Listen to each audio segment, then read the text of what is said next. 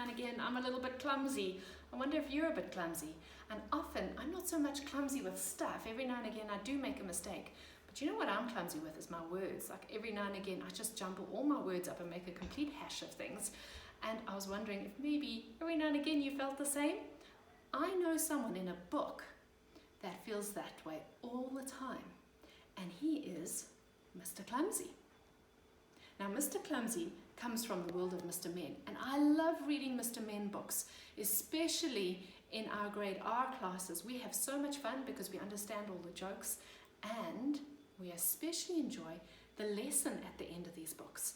Now, a lot of the time you have Mr. Mean and Mr. Rude, and they are not always very nice Mr. Men, but at the end they have friends that help them learn a lesson, and they change. And I think that's a wonderful lesson for all of us, to know that we're not perfect and that there's always someone there that can maybe help us along as well.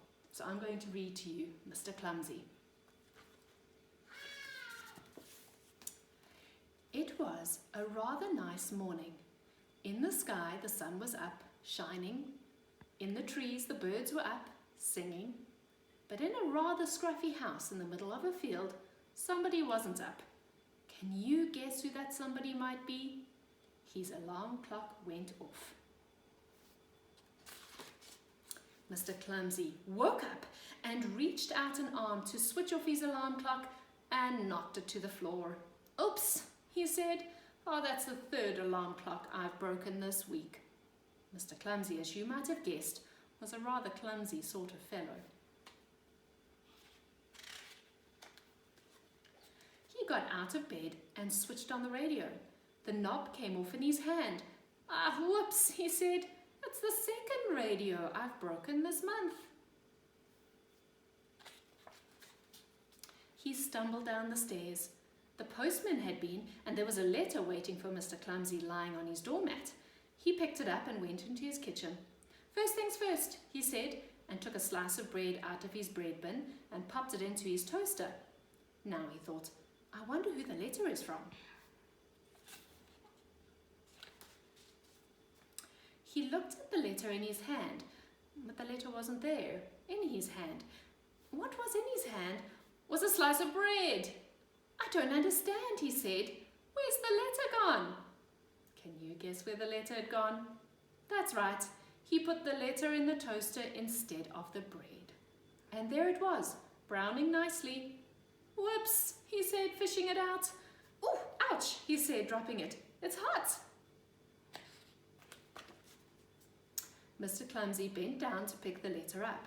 But in doing so, he banged his forehead on his kitchen table, and in doing so, he fell forwards and got his head stuck in the bread bin, all of which wasn't surprising, really. As he said, he was a rather clumsy fellow. In fact, he was a very clumsy fellow. Actually, he was the clumsiest person in the world. That very same morning, after he'd managed to get the bread bin off his head, Mr. Clumsy went to town, shopping.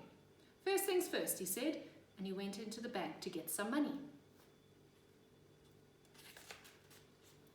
And somehow, whilst he was in the bank, Mr. Clumsy, while he was writing a cheque, managed to spill ink all over the bank manager. Whoops, said Mr. Clumsy. He went into the butcher's. Morning, butcher, he said cheerfully. And then he somehow managed to trip over his shoelaces and somehow managed to fall into the butcher shop window and somehow managed to finish up with a string of sausages around his neck. Whoops, he said.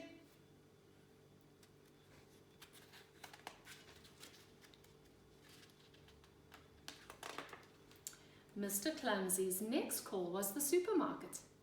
Just inside the door, there was a huge pyramid pile of cans of soup. Well, you can imagine what happened, can't you? Exclaimed Mr. Clumsy. Soup would be nice for supper. And he picked up a can, but not a can from the top of the pile. No, not Mr. Clumsy. Whoops, said Mr. Clumsy, and went on his way, rubbing his head. Shame.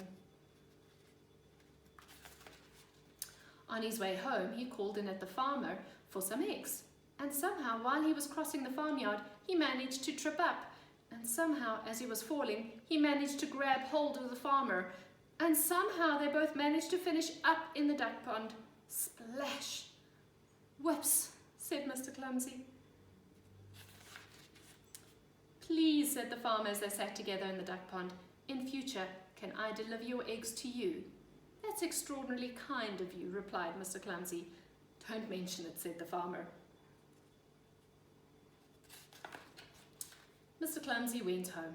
First things first, he said, and went for a bath.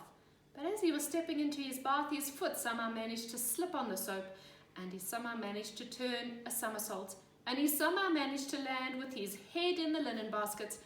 Whoops, he said. Later he went downstairs for supper. Soup from the supermarket, sausages from the butcher's, and eggs from the farm.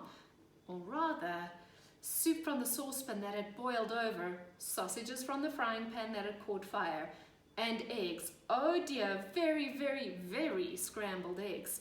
A normal Mr. Clumsy sort of supper. That was nice, he said, leaning back in his chair.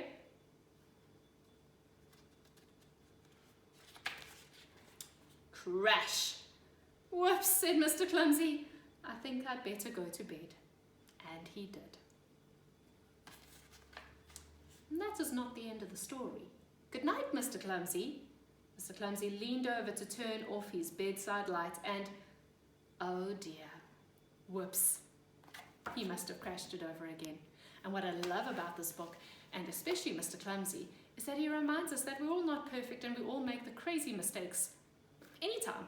And we must just keep smiling and learn from our mistakes and do our best. There's lots more Mr. Men books out there, and I will be reading them when we get back to school, because I'm sure we will get back to school sometime, and I'll be able to read all of them to you and have fun. Thanks guys for listening. Bye.